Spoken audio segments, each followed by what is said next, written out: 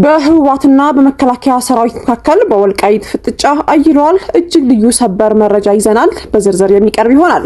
ግብጽ የኢትዮጵያ የባህር በር የማግኘት ጥያቄ መደገፏ ዓለምን እጅ ባፍ ያስጫነ ክስተት ሆኗል።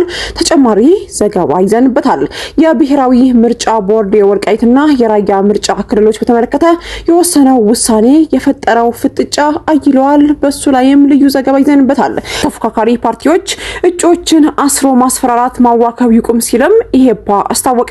ክቡራንና ክቡራን የጥበብ ሚዲያ ቤተሰቦች በቆይታችን እነዚህና ሌሎችም ሀገር አቀፍና ቀጠናዊ መረጃዎችን በዝርዝር እናቀርባለን። ለቤቱ አዲስ የሆናችሁ ውድ ቤተሰቦቻችን ሰብስክራይብ በማድረግ የደውል ምልክቷን በማብራት የቤቱ አባል ትሆኑ ዘንድ በአክብሮት እንጋብዛለን። በቅድሚያ የዕለቱ የቢዝነስ ዘገባዎችን አስቀድመን ወደ ዝርዝር ዘገባዎች የምናልፍ ይሆናል። ዩኤስ ዶላር በ152 ብር ተገዝቶ በ156 ብር እየተሸጠ ይገኛል። ፓውንድ ሰርሊንግ በ203 ብር ከ5 ሳንቲም ተገዝቶ በ270 ብር ከ6 ሳንቲም እየተሸጠ ይገኛል። ኢሮ በ181 ብር ከ2 ሳንቲም ተገዝቶ በ184 ብር ከ9 ሳንቲም እየተሸጠ ይገኛል። ስዊስ ፍራንክ በ194 ብር ከ8 ሳንቲም ተገዝቶ በ198 ብር ከ7 ሳንቲም እየተሸጠ ይገኛል። ኩዌት ዲናር በ492 ብር ከ1 ሳንቲም ተገዝቶ በ502 ብር እየተሸጠ ይገኛል። ቻይና ዩአን በ21 ብር ከ7 ሳንቲም ተገዝቶ በ2 ብር ከ1 ሳንቲም እየተሸጠ ይገኛል። ዩናይትድ አረብ ኤሚሬትስ ድርሃም በ41 ብር ከ6 ሳንቲም ተገዝቶ በ42 ብር ከ4 ሳንቲም እየተሸጠ ይገኛል። የሳውዲ ሪያል በ40 ብር ከ7 ሳንቲም ተገዝቶ በ41 ብር ከ6 ሳንቲም እየተሸጠ ይገኛል።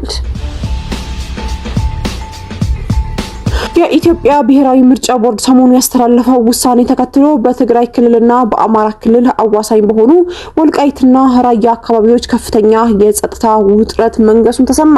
ምርጫ ቦርድ ወልቃይትና ራያ ራሳቸው የቻሉ የየብቻ ምርጫ ክልሎች ሆነው እንዲደራጁ መወሰኑ ተከትሎ የህዝብ ወያኔ ሓርነት ትግራይ በወሰደው የተቃውሞ አቋም ሳቢያ በአካባቢው ወታደራዊ ትንኮሳዎች መታየታቸው ከስፍራው የወጡ መረጃዎች አመላክተዋል። እንደ መረጃዎቹ ገለጻ የምርጫ ቦርድ ውሳኔ ተገቢነት የሌለውና የፕሪቶሪያሉ የሰላም ስምምነት የሚጥስ ነው በሚልም ህወሓት በጽኑ ተቃውሞታል። ይህንኑ ተቃውሞ ተከትሎ በወልቃይት አቅጣጫ የጸጥታ ስጋት የሚፈጥሩ እንቅስቃሴዎች መታየታቸውም ተጠቁመዋል። በተለይ ደግሞ በትላንትናው ዕለት በኢፌዴሪ መከላከያ ሰራዊት ላይ ጥቃት ለመሰንዘር ስልታዊ እንቅስቃሴ ለማድረግ ሲንቀሳቀሱ የነበሩ የታጠቁ ኃይሎች በቁጥጥር ስር መዋላቸውም ተነግሯል። የመከላከያ ምንጮች እንደጠቆሙትን ከሆነ ሰራዊቱ በአካባቢው ያለው ሰላም ለማስከበር ማንኛውም አይነት የኃይል ሙከራ ለመክታት በከፍተኛ ንቃት ላይ ይገኛል። የአሁኑ ውጥረት መነሻ የሆነው የኢትዮጵያ ብሔራዊ ምርጫ ቦርድ በትላንትናው ዕለት ይፋ ያደረገው መግለጫም ነው። ቦርዱ በቀጣይ ለሚካሄደው ሀገራዊ ምርጫ ዝግጅት ሲያደርግ ወልቃይትና ራያ ካላቸው ነባራዊ ሁኔታ ባለፈ አስተዳደራዊ ውዝግብ አንጻር የማንነትና የወሰን ጥያቄ ዘላቂነት እስኪፈታ ድረስ እንደ ማንኛውም ነፃ ምርጫ ክልል ተቆጥረው የራሳቸው ተወካዮች እንዲመርጡ ወስነዋል። ይህ ውሳኔ በአማራ ክልልና በአካባቢው ነዋሪዎች ዘንድ እንደ ትልቅ እርምጃ የተወሰደ ቢሆንም ህወሓት ግን እነዚህ አካባቢዎች በህገ መንግስቱ መሰረት የትግራይ ክልል ናቸው በሚል ውሳኔ እንደማይቀበለውም በይፋ ማስታውቋል። በወልቃይት ግንባር የሚገኙ የአይን እማኞች እንደሚሉትም ባለፉት 24 ሰዓታት ውስጥም በድንበር አካባቢዎች በታጣቂዎች ቁጥር መጨመርና ያልተለመዱ ወታደራዊ እንቅስቃሴዎችን ታይተዋል። ይሁን እንጂ የፌዴራል መንግስትና የመከላከያ ሰራዊት አመራሮች ማንኛውም አይነት የድንበር ወይም የወሰን ጥያቄ በህጋዊ መንገድና በህዝብ ውሳኔ እንጂ በኃይል ሊፈታ እንደማይችል በተደጋጋሚ ያሳሰቡ ይገኛሉ። በቁጥጥር ስር የዋሉ ታጣቂዎችም የትኛውን አካል ወክለው እንደሚንቀሳቀሱና ዓላማቸው ምን እንደነበር ምርመራ እየተካሄደባቸው መሆኑን ታውቋል። በአሁኑ ወቅትም የወልቃይትና የራያ ጉዳይ በኢትዮጵያ ፖለቲካ ውስጥ እጅግ አሳሳቢ አጀንዳ ሆኖም ቀጥሏል። የምርጫ ቦርድ ውሳኔ ተግባራዊ መሆን መጀመሩ በዲሞክራሲያዊ ሂደት ውስጥም አንድ እርምጃ ተደርጎ ቢወሰድም በክልሎች መካከል ያለው የወሰን ፍጥጫ ዳግም ወደ ግጭት እንዳያመራ ስጋትም ፈጥሯል። ዓለም አቀፉ ማህበረሰብ የሰላም ታዛቢዎች ጉዳይ በሰላም ውይይት እንዲፈታና የፕሪቶሪያሉ ስምምነት ወደ ኋላ እንዳይመለስ ጥሪያቸውንም እያቀረቡም ይገኛሉ። ግብጽ የኢትዮጵያ የባህር በር የማግኘት ጥያቄ ለመደገፍ ፍላጎት እንዳላት የሚጠቁሙ አስገራሚ መረጃ ተሰማ።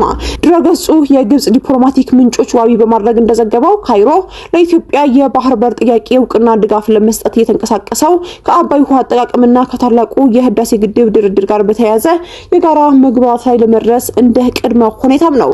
ይህ አዲስ መረጃ ኢትዮጵያ ባለፉት ጥቂት ወራት ከሶማሌላንድ ጋር የተፈራረመችውን የመግባቢያ ሰነድ ተከትሎ በቦታው ቀጠናዊ ውጥረት ውስጥ አዲስ አቅጣጫ ሊያሳይ እንደሚችል ተገምቷል። እንደ ዘገባው ከሆነ ግብጽ የህዳሴ ግድብ ውሃን አሞላልና ዓመታዊ ውሃ ፍሰት በተመለከተ በህግ አስገዳጅ የሆኑ ስምምነቶች ላይ መድረስ ከቻለች ኢትዮጵያ በዓለም አቀፍ ህግ መሰረትም የባህር በር ባለቤት እንድትሆን ዲፕሎማሲያዊ ድጋፍ ለመስጠት ዝግጁ ነች። ይህ አካሄድ ግብጽ በቀጠናው ያላትን ተሰሚነት ተጠቅማ የኢትዮጵያ ልማት ፍላጎት ከራሷ ውሃ ዋስትና ጋር ለማጣመር የምታደርገው ስልታዊ ጥረት ተደርጎም ተወስዷል።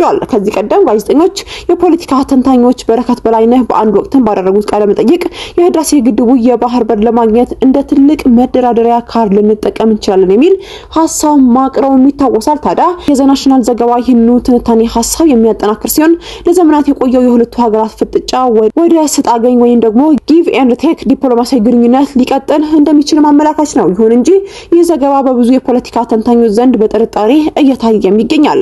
ግብጽ ባለፉት ረጅም ዓመታት የኢትዮጵያ ቀጠናዊ ተጽዕኖ እንዳይጎላና የባህር በር እንዳታገኝ ስትሰራ መቆየቷ የአደባባይ ሚስጥር ነው። በተለይ ደግሞ ከቅርብ ጊዜ ወዲህ ከሶማሊያ ጋርም የፈጠረችው ወታደራዊ ትብብር የኢትዮጵያ የባህር በር ፍላጎት ለመገደብ ያለመ እንደነበር ይታወቃል። በመሆኑም ካይሮ አሁን ላይ ያሳየችው ተለዋዋጭ ፍጥጫ ከእውነት ዘላቂነት ሰላም የታሰበ ነው ወይስ የህዳሴ ግድብ ስምምነት ለማስገደድ የተዘረጋ ዲፕሎማሲያዊ ውጥረት ነው የሚለው ጥያቄ የብዙዎች መነጋገሪያም ሆኗል።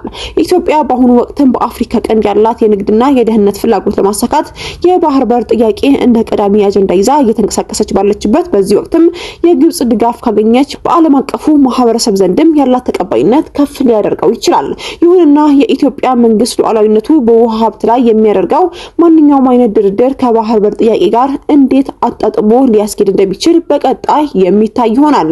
ይህ የናሽናል ዘገባ እውነት ሆኖ ከተገኘ በምስራቅ አፍሪካ ለዓመታት የቆየው የጂኦ ፖለቲካ ካርታ በአዲስ መልክ ሊቀየር እንደሚችልም ይጠበቃል። በሜክሲኮ ኤልሜንቾ በመባል የሚታወቀውና የሀገሪቱ ዋነኛ ተፈላጊ የነበረው የአደንዛዥ እጽ ንጉስ መሞቱ ተከትሎ በሀገሪቱ የጸጥታ ኃይሎችና በወንጀል ቡድኖች መካከል በፈነዳ ግጭት ቢያንስ 25 የብሔራዊ ጥበቃ አባላት ህይወታቸው አለፈ። ኔሜሲዮ ኦሴጌራ ወይም ደግሞ ኤልሜንቾ እሁድ ዕለት በሜክሲኮ ልዩ ኃይል በቁጥጥር ስር ከዋለ በኋላ በደረሰበት ጉዳት ምክንያት ወደ ዋና ከተማ ሜክሲኮ ሲቲ በመጓዝ ላይ ያለ ህይወቱ ማለፉን ተረጋግጧል። የኤልሜንቾ መሞት ተከትሎ በሜክሲኮ ቢያንስ 20 ግዛቶች ውስጥ ከፍተኛ ረብሻ የተቀሰቀሰ ሲሆን በጃሊስኮ ግዛትም የሚንቀሳቀሰው በጭካኔ የሚታወቀው የጃሊስኮ አዲስ ትውልድ ካርቴል አባላት በተለያዩ ከተሞችም ጥቃት ሰንዝረዋል። በዚህ አስከፊ ግጭት ቢያንስ 25 የብሔራዊ ጥበቃ አባላት፣ አንድ የወህኒ ቤት ጠባቂና አንድ የአቃቢ ህግ ቢሮ ባልደረባ ተገለዋል። የኤልሜንቾ የወንጀል ቡድን አባላት መካከልም 30 የሚሆኑ ሲገደዱ 6 የግል ጠባቂዎች ደግሞ በኦፕሬሽን ወቅት መገደላቸውም ተገልጿል። የወንጀል ቡድኑ አባላት አውቶቡሶችና ተሽከርካሪዎችን በመጥለፍ በእሳት ያቃጠለ ሲሆን መንገዶችን በመዝጋትና የንግድ ተቋማት በማውረድ ከፍተኛ ጉዳትን አድርሷል። በተለይ ደግሞ በጃሊስኮና በፑዌርቶ ቫላርታ ከተሞች የሚታየው የጭስ ደመናና የፈራረሱ ከተሞች ሁኔታ አስከፊነቱ ያሳያል። የሜክሲኮ መከላከያ ሚኒስቴር እንዳስታወቀው ጸጥታን ለማስከበር 2500 ተጨማሪ ወታደሮች ወደ ምዕራብ ሀገሪቱ ክፍልም ልኳል። የሀገሪቱ ፕሬዝዳንት ክላውዲያ እንዳሉትም ሰራዊቱ የወሰደው እርምጃ ያደነቀ ሲሆን የሀገሪቱ ቅድሚያ የሚሰጠው ተግባር ሰላምና ደህንነት የማረጋገጥ መሆኑን ገልጿል። እስከ ሰኞ ጠዋት ድረስም የተዘጉ መንገዶች መከፈታቸውና ሁኔታው በመንግስት ቁጥጥር ስር መሆኑን አረጋግጧል። ኤልሜንቾ በቁጥጥር ስር የዋለው ከፍቅረኛው ጋር ለመገናኘት ሲሞክር የሜክሲኮ ልዩ ኃይል በደረሰው መረጃ መሰረትም ታልፓም ከተማ ባደረገው ወራ ነው። በወቅቱም በጠባቂዎቹ በሰራዊቶቹ መካከል በተደረገው የተኩስ ልውውጥ ንጉሱ በጽኑ ቆስሎ የነበረ ሲሆን ሕክምና እርዳታ ሊደረግለት ሲሞክር ግን ህይወቱም አልፏል። ለኤልሜንቾ መያዝ የአሜሪካ መንግስት 15 ሚሊዮን ዶላር ሽልማት አውጥቶ የነበረ ቢሆንም የሜክሲኮ መንግስት ግን በኦፕሬሽን ወቅት የአሜሪካ ጦር ቀጥታ ተሳትፎ እንዳልነበረውና ከአሜሪካ የተገኘው መረጃ ግን ለስኬቱ ትልቅ አስተዋጽኦ ማድረጉም ገልጿል። ውድ ቤተሰቦቻችን ለሰዓቱ የመረጥናቸው ዘገባዎች በዚህ አብቅተዋል። ለነበረው ቆይታ ከልብ እናመሰግናለን። ለቤቱ አዲስ የሆናችሁ ውድ ቤተሰቦቻችን ሰብስክራይብ በማድረግ የደውል ምልክቷን በማብራት የቤቱ አባል ተሆኑ ዘንድ በአክብሮት ጋበዝን። ተሰናበትን። ሰላም።